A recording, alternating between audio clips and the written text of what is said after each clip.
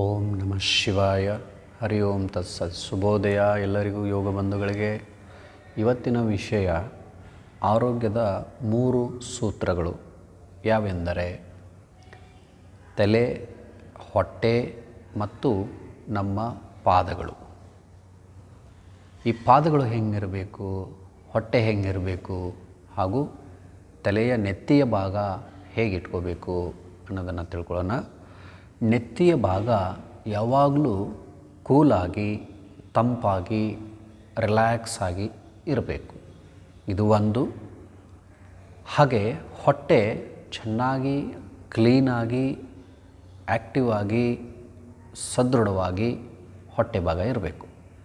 ಹಾಗೆ ಪಾದಗಳು ಬಿಸಿಯಾಗಿ, ಬಿಸಿ ಉತ್ಪತ್ತಿಯನ್ನು ನೀಡ್ತಾ ಇರಬೇಕು, ಬಿಸಿಯಾಗಿ ಇರಬೇಕು. ಯಾರ ದೇಹದಲ್ಲಿ ಈ 3 ಭಾಗಗಳು ಸರಿಯಾಗಿ ಕೆಲಸ ಮಾಡ್ತಾ ಇದ್ದಾವೆ ಅವರು ತುಂಬ ಆರೋಗ್ಯವಂತರು. ಆದರೆ ಇಂದಿನ ದಿನಮಾನಗಳಲ್ಲಿ ಏನಾಗಿದೆ ಅಂತಂದರೆ ಈ 3 ಏನಾಗಿದೆ, ಉಲ್ಟಾ ಪಲ್ಟಿಯಾಗಿದೆ. ತಲೆ ತುಂಬ ಬಿಸಿಯಾಗಿರುತ್ತೆ, ಕಾಲು ತುಂಬ ತಂಪಾಗಿರುತ್ತೆ, ಹೊಟ್ಟೆ ಅಂಕ್ರಿ ಚೆನ್ನಾಗೇ ಇರಲ್ಲ. ಯಾಕಂತಂದರೆ ಬೇಡವಾದ ವಸ್ತುಗಳನ್ನು ಹೊರಗಡೆಯಿಂದ ನಾವು ಹೊಟ್ಟೆಗೆ ಹಾಕ್ತಾನೇ ಇರ್ತೀವಿ, ಅದಕ್ಕೆ ರೆಸ್ಟೇ ಕೊಡಲ್ಲ. ಹಾಗಾಗಿ ಹೊಟ್ಟೆ ಏನಾಗ್ತಾ ಇರುತ್ತೆ, ನಮಗೆ ಅವಾಗವಾಗ ಪ್ರಾಬ್ಲಮಲ್ಲಿ ಬರುತ್ತೆ.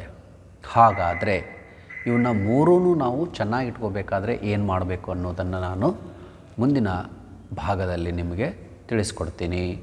ಇದು ಆರೋಗ್ಯ ಚೆನ್ನಾಗಿ ಇಲ್ಲದೆ ಇರುವ ಕಾರಣ ಏನು ಅಂತಂದರೆ ಈ 3 ಪಾರ್ಟ್ಗಳು ದೇಹದಲ್ಲಿ ಚೆನ್ನಾಗಿ ಇಲ್ಲ ಅಂತ ಅರ್ಥ. ಓಂ ನಮಃ ಶಿವಾಯ. ಹರಿ ಓಂ ತತ್ಸತ್.